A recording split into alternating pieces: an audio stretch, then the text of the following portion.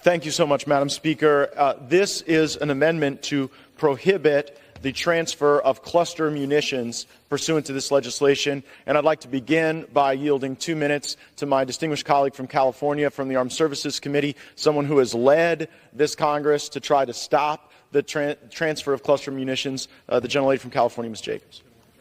The gentlewoman is recognized for 2 minutes. Well, thank you, Congressman Gaetz, for your partnership on this important issue. Many of us have this idea of American exceptionalism, that America is set apart from the rest of the world. Well, that's certainly true when it comes to cluster munitions and not in the way that we want. America is an outlier. We are one of the few countries that hasn't become party to the Convention on Cluster Munitions, and that is a grave mistake. These weapons maim and kill indiscriminately. In 2021, the Landmine and Cluster Munitions Monitor found that over 97% of casualties from cluster bomb remnants were civilians, and 2/3 of those were children.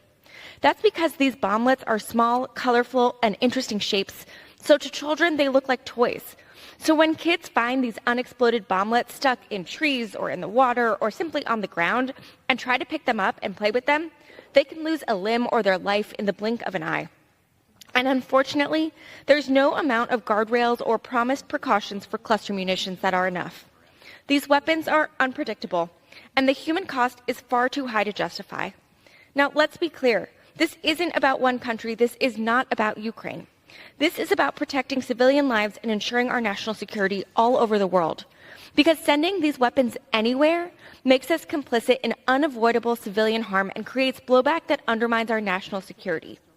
Our partners and allies look to us and expect us to do the right thing, to protect the marginalized, defend human rights, and strengthen democracy. This reputation is what allows us to build and maintain international coalitions that further our goals. But if other countries don't look up to us and don't expect us to do the right thing, we will be alone on the world stage. So I urge my colleagues from both sides of the aisle to avoid all of these horrific consequences and support our bipartisan amendment to ensure that no funds can be used to transfer cluster munitions.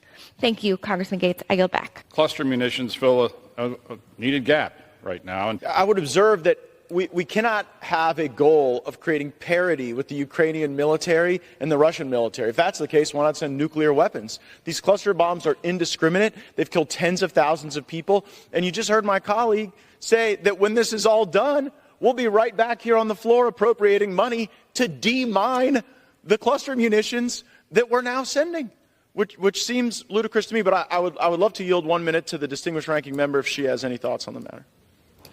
The gentlewoman from Minnesota is recognized for 1 minute. Thank you, Madam Chair. I rise in support of this amendment. The decision by the Biden administration to transfer cluster munitions to Ukraine, in my opinion, was unnecessary and a sad mistake. Congress has been clear in prohibiting the transfer of any cluster munitions with a dead rate greater than 1%. The legacy of U.S. cluster ammunitions into the battlefield in Ukraine undermines our moral authority and places the U.S. in a position that directly contradicts 23 of our NATO allies who have joined the Joint Convention on Cluster Munitions. The legacy of cluster bombs is misery, death, and an expensive cleanup after generations of use. And I've been in Laos and worked with other countries to clean up this legacy. As has been pointed out, the U.S. pays tens of millions of dollars annually to remove cluster munitions from Laos, Vietnam era, as these are remnants of war. They continue to kill and maim civilians as we are here today. As a strong supporter of the Biden administration's policy in Ukraine, I must state the strongest possible terms my absolute opposition to the U.S. transferring cluster munitions. These weapons should be eliminated from our stockpiles. The gentlewoman's time has expired. Reserve.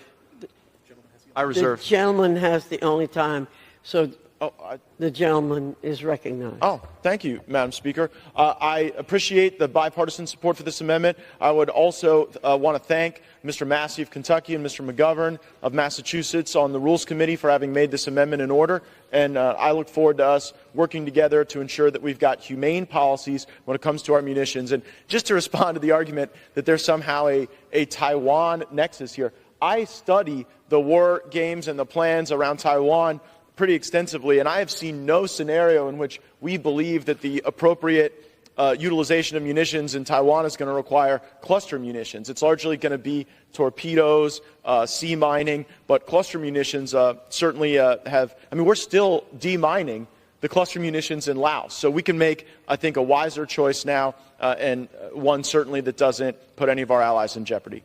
Thank you, Madam Speaker. I encourage adoption of this bipartisan amendment, and I yield back.